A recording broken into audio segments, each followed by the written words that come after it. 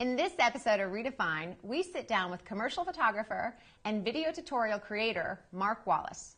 He shares the pretty fascinating road he took to build his career, which included producing years of morality plays nationwide, several bouts of hospitalization due to flat-out exhaustion, and all kinds of awesome hairstyles. Also, Mark faces the flash round, and he opens up about some of his favorite gear and his technical pet peeves.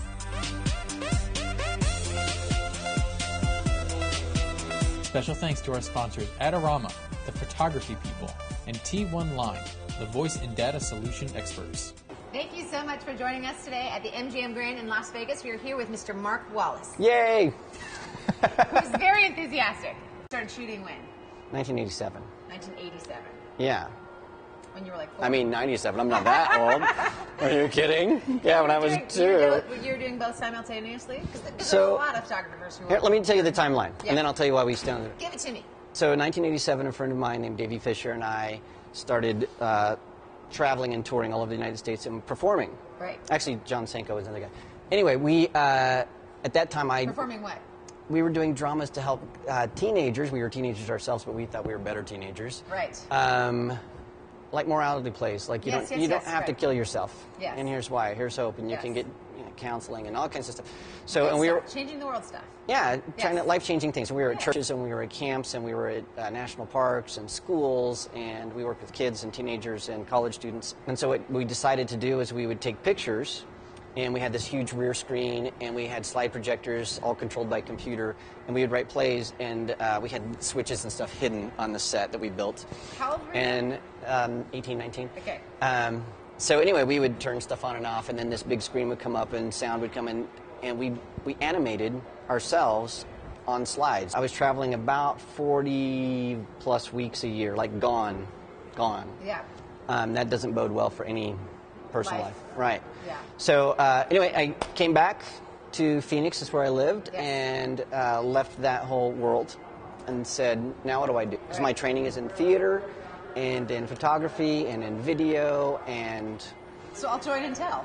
I heard an ad on the radio that said you can make $60,000 if you know how to write ASP.NET software. That was before .NET software. And I'm like, whoa, $60,000. That is like that's multi-millionaire in my thinking at that time. So after about 3 years at Intel, I said, I'm going bonkers. I need a creative outlet. And Diane and I had just been dating for a little while. And we said, let's start a studio. And we did. And that was Snap Factory. And that was what year? That was 2004. Okay. 2004. And then what happened was the creative outlet became a full-time job. And so I was working over 100 hours a week. And I did that from 2005 to 2009. With no breaks. So you can really relate to the people that are working the full-time job and doing the studio. Yeah. Yeah, and so fortunately Intel paid really well, and so I took a lot of that money and invested it in studio lighting and gear, cameras, stands, all that stuff that people think that people just give me. No, I actually bought that and bought all that stuff with hard-earned. Yeah, I went to the hospital 3 times for exhaustion. Dude. Just. There's a pattern. I'm sensing a pattern. Yes. Here. So work really hard. And so, after that was done in 2009, I finally said, enough is enough. Right. And so I cashed all of my retirement, and we took all of our savings, and we stuck it in a bank account. And we said, well, I hope this works. And I heard on NPR about this thing called YouTube, and this was in 2007. Radio has really been good for your career.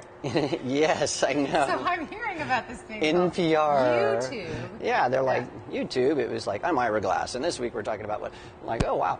And so I was shooting some catalogs and stuff, and I thought, hey, let's put that on YouTube, and people watched it and liked it because it was girls in lingerie. Yeah. And then... That really does sell. It does. Notice that. I don't care what people say, it sells. StudioLighting.net called Diane and said, hey, we'd like a husband and wife to be interviewed for our light source photography podcast. Right. And Chase Jarvis had been on the week before us, when we thought, that's really cool, we could be in the same thing as Jarvis. Yeah. And so we were on, and after we got done, we just hit it off with Bill and Ed, and they said, hey, we want you to do some of these videos for us about studio lighting. And Digital Photography 101 was born. And then from those videos, Abraham Steinberg at Adorama had already been thinking about he's not crazy. Yes. He'd been thinking about... He was just going crazy. He was thinking about this thing called Adorama TV, and he was looking for people, and he saw those videos, and he called me. Yes. And I said, sounds great. I flew to New York. We worked for about 6 months to develop the program, and then we launched. And it was a lot of like, we'll see how this goes. No idea. Yeah. See, I think this is really interesting because a lot of people know you mostly as that guy. Yeah. That guy on YouTube. That after just the package. Bam, I showed up. Yeah. And it's like, no, it started in the late 80s. I had a question come in. I mentioned that we were going to be interviewing. Someone wanted to know, what are your personal goals next? Personal goals, non-photography goals. Personal goals. Spend more time at my house with my wife and dogs. Okay. Number one. Number one. Yeah, that's number one. Travel more. Oh, that doesn't really work. That would be great. I know, but no, together. I'm like my dream is to take my dogs and my wife and get like one of those insanely large gas guzzling bus, like the Flash bus tour kind of buses. And I would like to just travel all over the United States and not go to, I mean, I love big cities, but I love little towns like Jordan, Montana better. I've seen most of America. I haven't seen the Northeast. Yep. And so I'm talking to my friend Dave Schmidt, and we are hopefully going to hop on our motorcycles and ride up the New England coast and all over this fall. Yeah. And we're going to invite a bunch of friends and family to just join us. Yep. So if you're a motorcycler, come with us. There's room for you. If you're a motorcycler, come join the Mark Wallace Motorcycle Tour. No, but we just want to go and see things. Yeah, and I haven't had a vacation in years. Yeah. The last vacation. You have a pace. You have a pace to your work life right now. Yeah, it's too much. It is. And so we're trying to scale that down. Fortunately, I have Kelsey and Michael and Matt and Diane and Aaron. Yeah, a good crew. What's next for you professionally? Professionally, what I would like to do, there are lots of things. Because you do a lot outside of, a lot of people, you know, on Adorama TV, you know you, obviously you do a lot with digital one-on-one. But you do a lot outside of that with shooting and workshops and instruction. Yeah, so Adorama is phenomenal because they allow us to do videos, tons of videos. They provide gear and equipment and funding and that stuff. And so it's a blessing every day. The thing that is difficult about that blessing, though, is the way that people see my work is in context of tutorial videos. Right. And the heart of my artistic self is I love to help people. And so one of our philosophies at Snap Factory is local, person to person. That's what should happen. One-on-one. Yeah, see how that works? So we exist because we believe that we need to make the world a better place. And we think that we can make the world a better place by actually having dialogue with people in real time, locally, and then from there, then maybe we can do some things globally that are good. But as cliche as it is, if you don't have a group of people that you sit down with and have conversations with on a regular basis, then you need to add that to your life. Yeah. Well, I mean, it starts at home. That's always been true, whatever your home is. But yeah, I mean, and I think that that's a great point because part of what's great about social media is it connects you to more people, but it does it in a very shallow, abbreviated manner, right? As opposed to connecting. And I think a good argument could be made that it doesn't connect you. Yeah. It just makes you aware of how inadequate you are.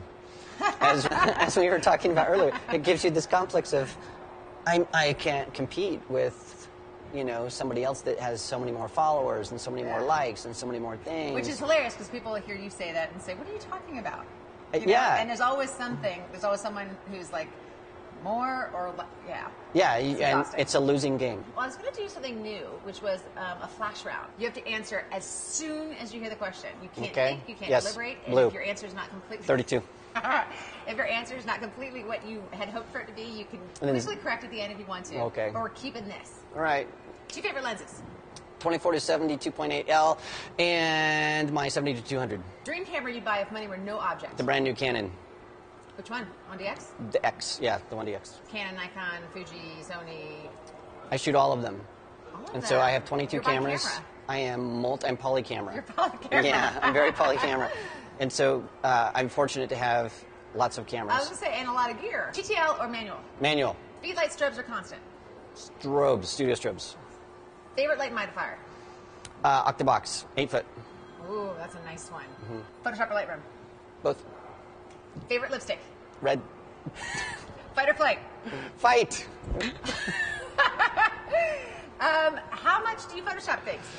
Rarely do I Photoshop things. I do lots of tonality changes I do lots of stuff. I know this is lightning round, but this is one of my pet peeves. You can't get it right in the camera. You can. No, but to get blacks, absolutely black, and whites, absolutely white, you can't do that in the camera unless you just have the right situation. And so what I do is I do tonality changes and color correction in Lightroom, and then if I have to do any skin corrections, then I just export it into Photoshop, and then and I do it there. Do you notice, by the way, because I talk to you often, that when you mention product names or some sort of instructional advice, your voice changes? No, does it really? Yes. Like when I say Canon? Because when I do this and then I go in Lightroom. In Lightroom? It does. 4.0 beta. You go into Mark Wallace camera mode. You do. Really? Listen to this back. You'll see it. Okay, we're going to play it back. So what I do is I do tonality changes and color correction in Lightroom.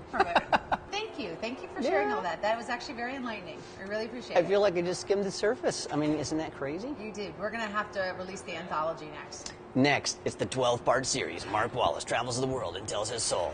That's actually not your voice. I know. All right, we're out. Thanks so much for the talk, Mark. Join us next time as we sit down with Twit Photo host and wedding and editorial photographer, Catherine Hall.